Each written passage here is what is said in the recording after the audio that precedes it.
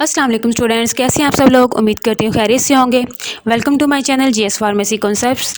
तो students, comprehensive pharmacy review में आज हम लोग पढ़ेंगे कांस्टेंट रेट इंट्रावेनस इन्फ्यूजन कि इंट्रावेनस इन्फ्यूजन क्या होता है और इसमें हम कौन कौन सी कैलकुलेशन करते हैं, पेशेंट की डिफरेंट कंडीशन को देखते हुए हम कौन कौन सी कैलकुलेशन करते हैं और किस तरह से करते हैं और किस लिए करते हैं, ये सब चीज़ें आज हम लोग पढ़ेंगे। ठीक है, लेकिन उससे पहले हम लोग पढ़ेंगे difference between injection and intravenous infusion.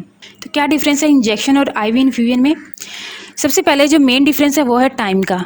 Injection जो है वो हम विद इन मिनट्स एडमिनिस्टर करते हैं, विद इन मिनट्स हम लोग एडमिनिस्टर करते हैं, लेकिन जो आईवी इन्फ्यूजन है वो हम मिनिमम 30 मिनट से लेके किसी भी टाइम तक 1 आवर तक, 2 आवर तक, 3 आवर तक, किसी भी टाइम तक एडमिनिस्टर कर सकते हैं। यानी कि मिनिमम टाइम जो हो आईवी इन्फ्यूजन के एडमिनिस्ट्रेशन का वो 30 मिनट्स होता है कि 30 मिनट से कम नहीं होगा। 30 मिनट से कम होगा तो वो इंजेक्शन होगा।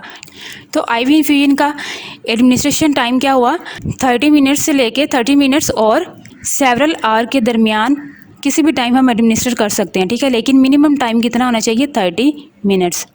सेकंड जो मेन डिफरेंस है वो है वॉल्यूम का। जो इंजेक्शंस होते हैं उनका वॉल्यूम 10 ml से कम होता है और जो आईवी इन्फ्यूजन होती हैं उनका वॉल्यूम 10 ml से ज़्यादा होता है। 10 ml से लेके किसी भी ml तक हो सकता है, यानी 100 ml हो सकता है, 50 ml हो सकता है, 200 ml हो सकता है, 500 ml हो सकता है, तो किसी भी ml तक हो सकता है, लेकिन मिनिमम ml कितना होना चाहिए, 10 ml। ठीक है। थर्ड डिफरेंस क्या है, थर्ड डिफरेंस है व्हीकल का, यानी कि जिस मीडियम में हम इंजेक्शन या आईवी इन्फ्यूजन प्रिपेयर करते हैं उसको कहते हैं व्हीकल। इंजेक्शन में वो दोनों हो सकते हैं, एक्वस भी और नॉन एक्वस भी, लेकिन आईवी इन्फ्यूजन में सिर्फ एक्वस होता है।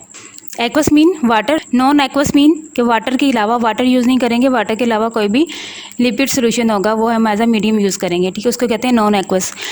इंजेक्शन में दोनों एक्वस और नॉन एक्वस दोनों मीडियम यूज़ होते हैं, लेकिन आईवी इन्फ्यूजन में सिर्फ एक्वस मीडियम यूज़ होता है। ठीक है। जो फोर्थ डिफरेंस है वो है एडमिनिस्ट्रेशन का। इंजेक्शन जो है वो कंटिन्यूसली एडमिनिस्टर करते हैं, यानी कि पहले थोड़ा सा लगाया और फिर थोड़ी देर बाद और थोड़ा सा लगाया। इस तरह से हम इंजेक्शन एडमिनिस्टर नहीं करते, हम एडमिनिस्टर करते हैं इंजेक्शन को कंटिन्यूसली एक साथ ही एडमिनिस्टर करते हैं। ठीक है, लेकिन आईवी इन्फ्यूजन को हम कंटिन्यूसली भी कर सकते हैं और इंटरमिटेंटली भी कर सकते हैं। कंटिन्यूसली मीन एक साथ और इंटरमिटेंटली मीन थोड़ी सी इन्फ्यूजन एक टाइम में लगाई और फिर उसको रोक दिया और फिर 1 घंटे या 2 घंटे बाद फिर से दोबारा से उतने ml लगा के फिर उसको रोक दिया और फिर 1 या 2 घंटे बाद उतने ml फिर लगा के फिर उसको रोक दिया। इसको कहते हैं इंटरमिटेंटली। ठीक है। इसके अलावा जो इंजेक्शंस होते हैं वो हम आईवी भी एडमिनिस्टर कर सकते हैं, आईएम भी एडमिनिस्टर कर सकते हैं, इंट्राथीकल भी एडमिनिस्टर कर सकते हैं यानी कि स्पाइनल फ्लूइड में, इंट्राकार्डियल भी एडमिनिस्टर कर सकते हैं यानी कि हार्ट में, इंट्रा आर्टिकुलर भी एडमिनिस्टर कर सकते हैं यानी कि जॉइंट्स में। तो इंजेक्शन हम किसी भी तरीके से एडमिनिस्टर कर सकते हैं, लेकिन जो आईवी इन्फ्यूजन होती हैं वो सिर्फ हम इंट्रावेनस ही एडमिनिस्टर करते हैं। तो ये था मेन डिफरेंस इंजेक्शन और आईवी इन्फ्यूजन में।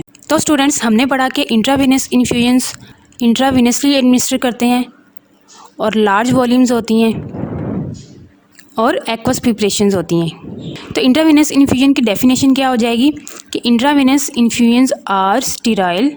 ठीक है, स्टीराइल तो होती हैं क्योंकि हम आईवी एडमिनिस्टर कर रहे हैं।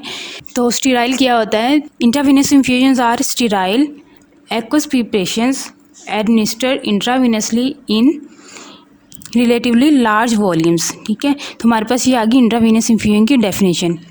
इंट्रावेनस इन्फ्यूजन क्या होती हैं और ये किस लिए यूज़ होती हैं। They are use to extend blood volume. Sometime ऐसा होता है कि पेशेंट में ब्लड की कमी हो जाती है, खून की कमी हो जाती है, तो हम ब्लड ट्रांसफ्यूजन करते हैं क्योंकि ब्लड भी हम इंट्रावेनसली इन्फ्यूज़ कर रहे होते हैं और लार्ज वॉल्यूम में इन्फ्यूज़ कर रहे होते हैं, इसलिए वो भी एक इंट्रावेनस इन्फ्यूजन होती है। तो समटाइम इन्फ्यूजन यूज़ होती है ब्लड वॉल्यूम को एक्सटेंड करने के लिए। प्रोवाइड इलेक्ट्रोलाइट्स कि समटाइम्स पेशेंट में इलेक्ट्रोलाइट की कमी हो जाती है, जैसे कि डायरिया में पानी की कमी हो जाती है, इलेक्ट्रोलाइट्स की कमी हो जाती है। इसके अलावा कुछ डिजीज़ ऐसी होती हैं जिसकी वजह से पेशेंट में इलेक्ट्रोलाइट्स की कमी हो जाती है, तो उसके लिए भी हम फिर इंट्रावेनस इन्फ्यूजन देते हैं ताकि पेशेंट में इलेक्ट्रोलाइट की कमी को पूरा किया जा सके। फॉर एग्जाम्पल इसके लिए हम देते हैं 5% डेक्सट्रोज। इसके अलावा रिंगर लैक्टेट होती है, ये भी हम इलेक्ट्रोलाइट्स की कमी के लिए देते हैं। इसके अलावा नॉर्मल सलाइन जो होता है वो भी, ये भी इलेक्ट्रोलाइट्स की डेफिशिएंसी या पानी की डेफिशिएंसी में यूज़ करते हैं। ठीक है, इसके अलावा कुछ ऑलरेडी प्रीपेड इलेक्ट्रोलाइट्स इन्फ्यूजन होती हैं वो भी हम यूज़ कर सकते हैं। इसके अलावा न्यूट्रिएंट्स की डेफिशिएंसी के लिए हम आईवी इन्फ्यूजन यूज़ करते हैं। हमने देखा है कि समटाइम पेशेंट में वीकनेस हो जाती है। वीकनेस किस लिए होती है? न्यूट्रिएंट्स की डेफिशिएंसी की वजह से होती है। वो या तो किसी डिजीज़ की वजह से होती है, या फॉर एग्जांपल डायबिटीज़ हो गया। मेनली जो होती है वो डिजीज़ की वजह से ही होती हैं, या फिर समटाइम पेशेंट डाइट ऐसी ले रहे होते हैं जिसमें न्यूट्रिएंट्स की रिक्वायरमेंट पूरी नहीं हो रही होती, इस वजह से न्यूट्रिएंट्स की डेफिशिएंसी हो जाती है। या फिर समटाइम पेशेंट की कंडीशन ऐसी होती है डिजीज़ की वजह से, फॉर एग्जांपल पेशेंट कोमा में है तो वो खुद से डाइट नहीं ले सकता, तो उसके लिए हम फिर उसकी न्यूट्रिएंट्स आईवी इन्फ्यूजन के थ्रू पूरा करते हैं, जिससे उसकी अमाइनो एसिड्स, मल्टीविटामिन्स वगैरह की डेफिशिएंसी पूरी हो जाती है, प्रोटीन्स वगैरह की डेफिशिएंसी पूरी हो जाती है। ठीक, फॉर एग्जांपल इसके लिए भी हम लोग यूज़ करते हैं रिंगर लैक्टेट, 5% डेक्सट्रोज। इसके अलावा पहले से प्रीपेड मल्टीविटामिन्स इन्फ्यूजन्स होती हैं, फॉर एग्जांपल पेनमन जी, या फिर समटाइम्स हम मल्टीविटामिन ड्रिप्स खुद से तैयार कर लेते हैं। ठीक है, different multivitamin injections normal saline या रिंगर लैक्टेट में मिक्स करके हम लोग ये कि मल्टीविटामिन ड्रिप तैयार कर लेते हैं, उससे भी न्यूट्रिएंट्स की डेफिशिएंसी को पूरा किया जा सकता है। इसके अलावा एज अ मेडिकेशन के तौर पर भी आईवी इन्फ्यूजन यूज़ होती हैं। कुछ मेडिसिन भी इंट्रावेनस इन्फ्यूजन की सूरत में होती हैं। फॉर एग्जांपल कुछ एंटीबायोटिक्स होती हैं, वो भी आईवी इन्फ्यूजन होती हैं। ठीक है, लार्ज वॉल्यूम में होती हैं। और सम टाइम क्या होता है कि कुछ एंटीबायोटिक्स इंजेक्शन या कुछ इंजेक्शन ऐसे होते हैं कि अगर उनको हम डायरेक्ट एक साथ एडमिनिस्टर करते हैं तो पेशेंट में नाजिया, वोमिटिंग या दिल घबराना शुरू हो जाता है। तो उसके लिए फिर हम उन इंजेक्शंस को डाइल्यूट कर लेते हैं, पहले नॉर्मल सलाइन में या डेक्सट्रोज में। नॉर्मल सलाइन या 5% डेक्सट्रोज या 10% डेक्सट्रोज में उसको डाइल्यूट कर लेते हैं और फिर हम एडमिनिस्टर करते हैं, तो वो भी इंट्रावेनस इन्फ्यूजन ही हो जाती है, जिसकी वजह से फिर नाज़िया या वॉमिटिंग नहीं होता पेशेंट में। ठीक है, मेनली जो इंट्रावेनस इन्फ्यूजन यूज़ हो रही होती हैं वो होती हैं 0.9% सोडियम क्लोराइड। ठीक है, इसको हम नॉर्मल सलाइन कहते हैं। 0.45% सोडियम क्लोराइड होता है, ये हाफ नॉर्मल सलाइन है। ठीक है, क्योंकि 0.9 है वो नॉर्मल सलाइन है, क्योंकि हाफ सोडियम क्लोराइड की क्वांटिटी है इसमें, तो ये हाफ नॉर्मल सलाइन हो गई। ठीक है, इसके अलावा 5% डेक्सट्रोज है। क्या इसको हम इस तरह से भी लिख सकते हैं।